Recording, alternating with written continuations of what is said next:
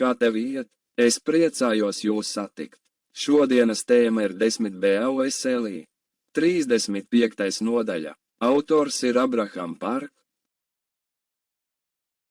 Bībele 5. Mūzus grāmatas 25., 26., 14., 8. nodaļā saka sekojošo. Kaimiņa mantas iekārošanas aizliegums, godīga biznesa prakse. Dievs aizliedza izmantot atšķirīgus svarus un atšķirīgus mērus, lai nodrošinātu godīgu uzņēmējdarbības praksi starp cilvēkiem. Ja cilvēkiem būtu pilni un pareizi svari un pilni un pareizi mēri, Dievs pagarinātu viņu dienas zemē, ko viņš tiem bija devis. Tomēr negodīgie svari kungam bija pretīgi. Salamana pamācībās 2:10. 23 ir teikts, tas kungam ir negantība, ja svari ir dažādi un viltus svari nav labi. Pavēle noslaucīt Amaleku. Dievs brīdināja izraēliešus neaizmirst izdzēst Amaleka vārdu no debesīm pēc tam, kad viņš tiem bija devis atpūtu Kanānas zemē, viņu mantojumā. Dievs pavēlēja, tev būs jāizdzēš Amaleka piemiņa zem debesīm, tev nevajadzētu aizmirst. Amalekieši nebaidījās no Dieva, viņi bija uzbrukuši Izraēlam, kad Izraēla iznāca no Ēģiptes. Īpaši vājajiem un nogurušajiem klaņotājiem aizmugurē. Viņi bija uzbrukuši vājajiem, kuriem nebija spēka sevi aizsargāt, un tas bija saistīts ar 10. bausļa neiekāro pārkāpšanu. 1. augļi un 10. tiesa pēc apmešanās Kanānas zemē. Dievs pavēlēja Izraēlam upurēt pirmdzimto, pirmdzimušo, no visa un visu 10. tiesu, kad viņi iegāja Kanānā, viņu mantojuma zemē. Šī pavēle lika viņiem atzīt, ka viss pēc būtības pieder Dievam un ka viņi ir tikai pārvaldnieki, kas aizsargā un pārvalda Dieva īpašumu. Tas bija Dieva veids, kā neļaut dīgt mantkārības ļaunajām sirdīm. Dievs ir tas, kurš visus šos likumus detalizēti institucionalizēja, lai cilvēki varētu tos ievērot. Neapspriežot to ar Mozu, Dievs ieviesa šos likumus un pēc tam pavēlēja Mozum tos pasludināt ļaudīm. Visi šie likumi atspoguļo Dieva dziļo mīlestību un vēlmi glābt šīs pasaules grēciniekus un viņa pārdomāto uzmanību pat par viņu vājībām un neaizsargātību pret grēku. Visi īpašie likumi, kas atvasināti no 1. līdz 10. baušļiem, izstaro Dieva agapes mīlestības un viņa ilgstošās pacietības, žēlastības un līdzjūtības smaržu pret grēcīgo cilvēci. Mantkārības jēdziena evaņģēliskā izvēršana. Mantkārība rodas no neusticības un aizvainojuma pret tiem, kas netic žēlastībai un apdomīgajai aprūpei, ko Dievs sniedz katram svētajam viņa dzīves laikā. Bībele psalmu grāmatā 8., 10., 16., 49., 39., 23. nodaļā saka sekojošo. Kad mēs saprotam dzīvā Dieva aizgādību, nekas nestāv kā klupšanas akmens. Mēs esam piepildīti ar pateicības smaidu un ļoti paaugstinām Dieva godību. Taču ļaunie ir nejūtīgi pret Dieva aizgādību. Savā lepnumā viņiem trūkst pateicības, miers viņos nevalda pat īsu laiku. Un līdz ar to viņus pārņem raizes un satraukums par visu. Psalmu sacerētājs pateicās Dievam par viņa gādību un atzina, tas kungs ir mana mantojuma daļa un mans biķeris. Tu atbalsti manu daļu. Labās vēsts tulkojumā šis pants tiek tulkots šādi. Tu, kungs, esi viss, kas man ir, un tu man dod visu, kas man vajadzīgs, mana nākotne ir tavās rokās.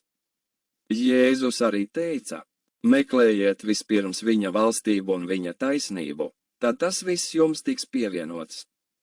Bībelē Mateja evaņģēlija 6. nodaļas 10. nodaļā ir teikt sekojošais.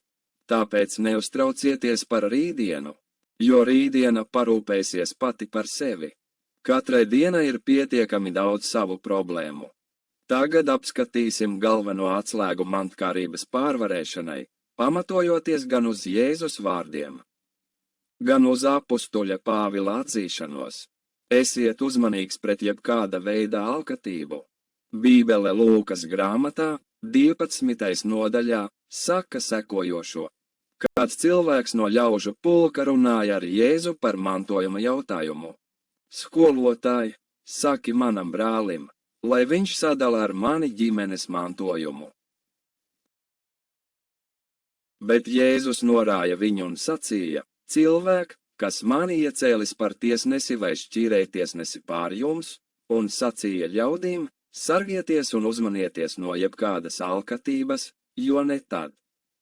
Ja cilvēkiem ir pārpilnība, vai viņa dzīve sastāv no viņa mantas, grieķu vārds alkatība ir leoneksija, kas attiecas uz vēlmi iegūt vairāk vai alkatību meklēt vairāk, nekā ir piemērots.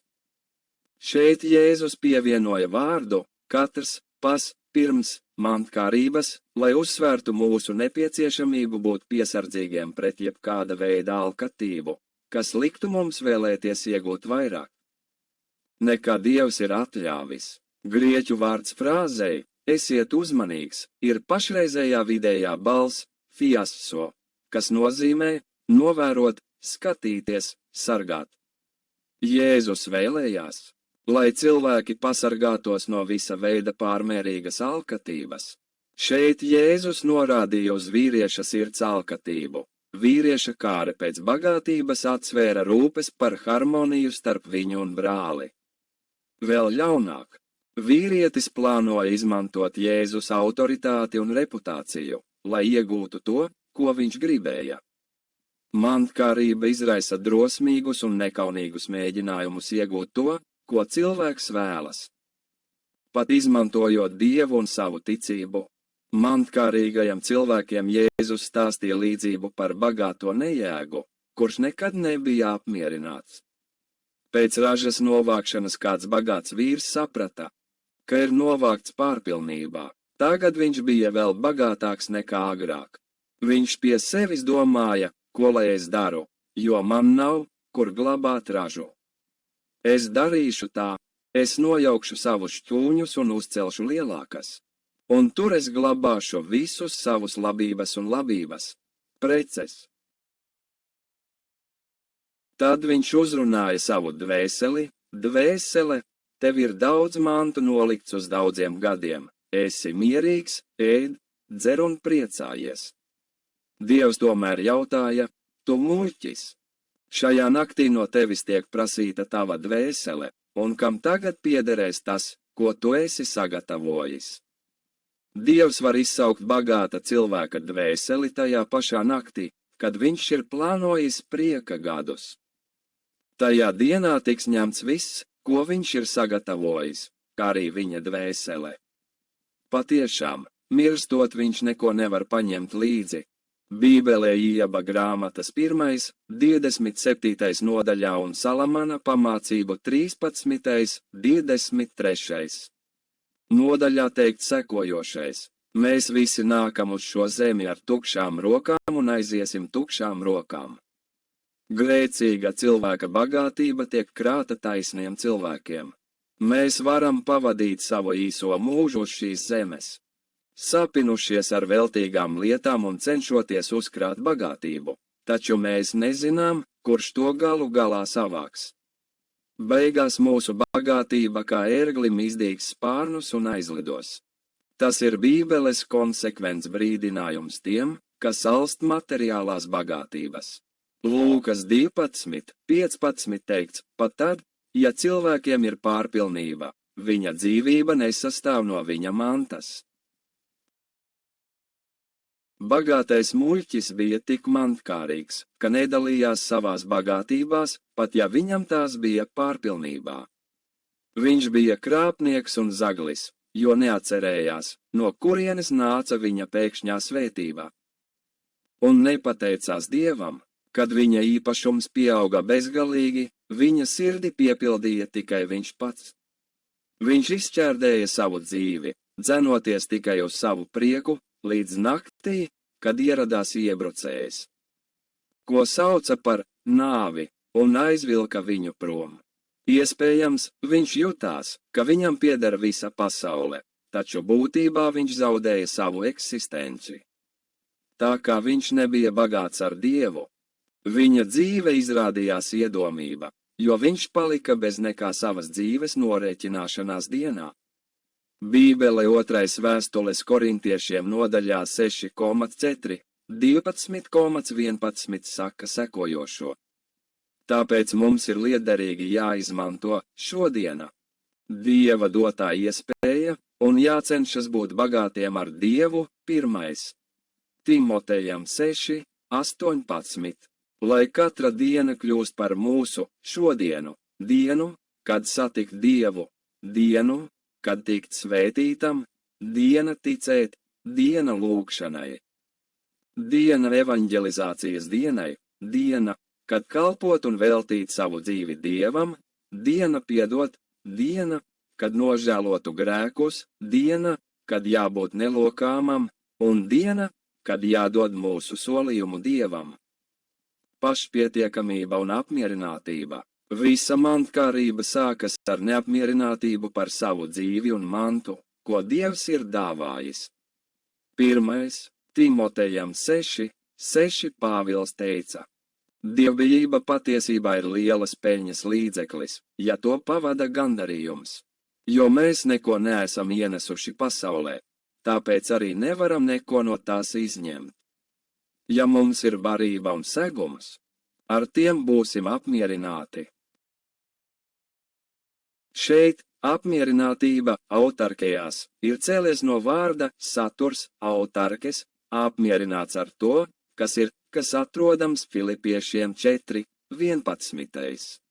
Šis saliktais vārds sastāv no vietnieku vārda sevis, autos un pietiekami, arkeo. Abi vārdi kopā nozīmē pašapmierinātības stāvokli. Esmu visu saņēmis pilnībā un man ir pārpilnība. Apostolis Pāvils atzina: es esmu iemācījies būt apmierināts jebkuros apstākļos. Pēc tam viņš paskaidroja: es zinu, kā iztikt ar pazemīgiem līdzekļiem, un es arī zinu, kā dzīvot labklājībā.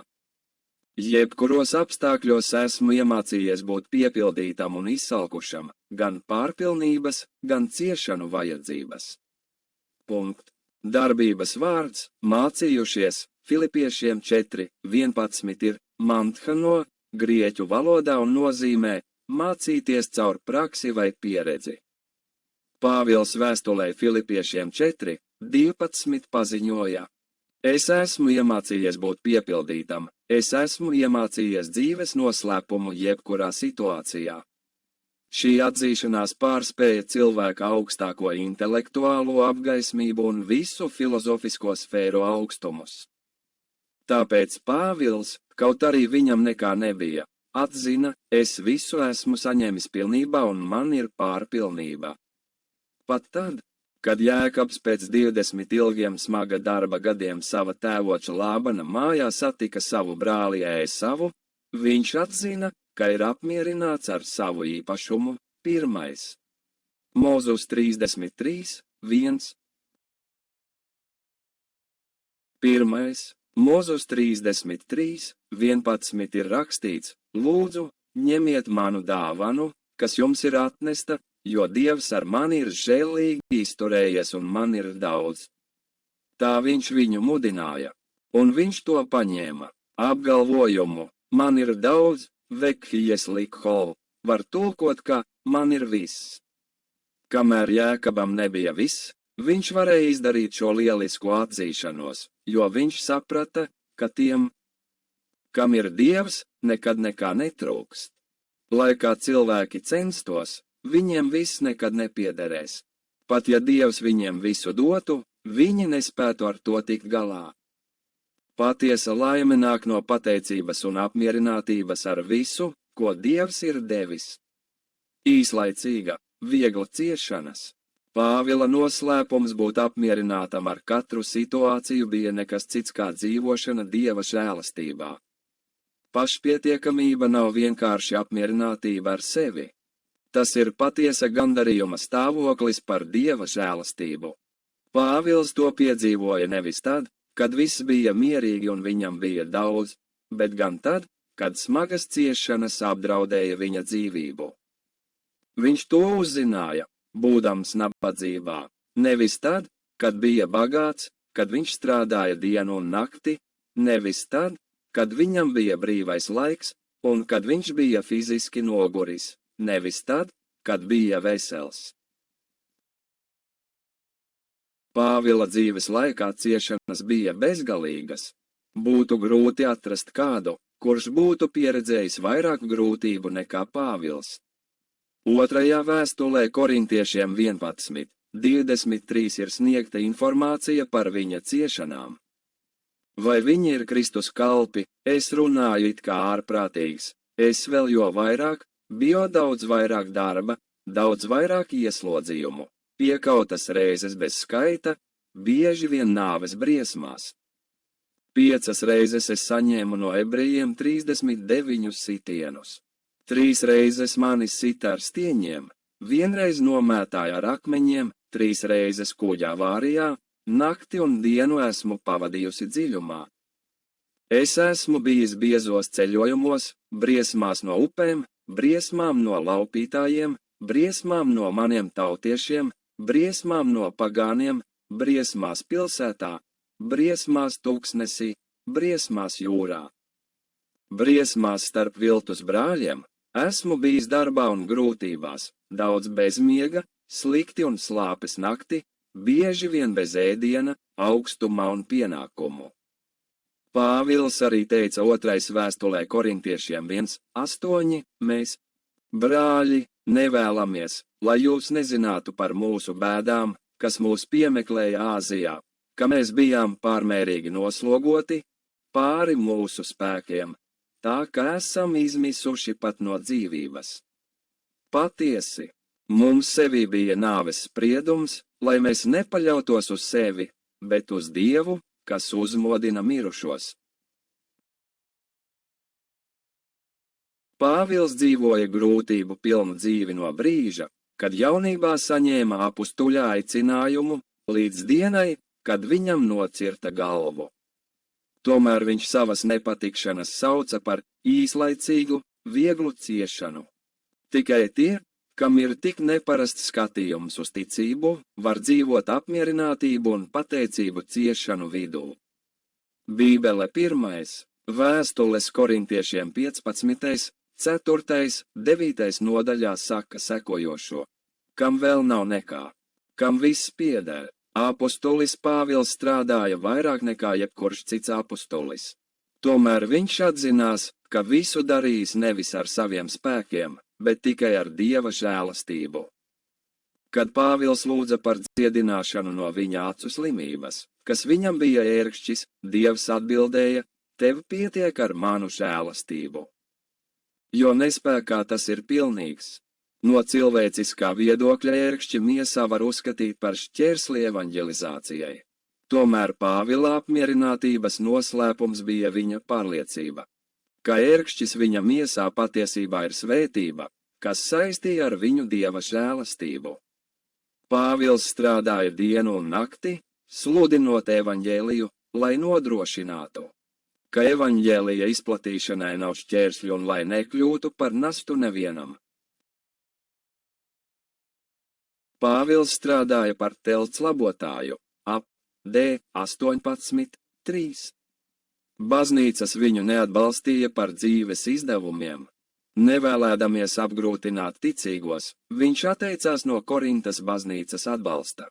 Tā vietā viņš atbalstīja Korintas draudzi ar algām, ko bija saņēmis no citām baznīcām. Pat ja tas nozīmēja, ka viņam jādzīvo trūcīgi, Pāvils uzmanījās, lai neapgrūtinātu citus. Un bija apņēmības pilns turpināt šos centienus. Viņš nekad nav iekārojis to, kas pieder citiem, nevienu krāpis vai atņēmis citu priekšrocības. Viņš vienmēr strādāja par savu iztiku un mācīja citus strādāt ar savām rokām, Tītam 3:14.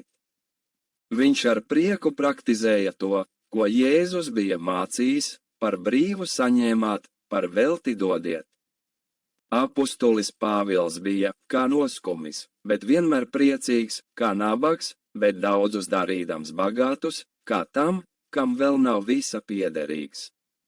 Tas notika tāpēc, ka viņš ieguva visus Jēzu Kristu apslēptos gudrības un zināšanu dārgumus, Kolosiešiem 2:2.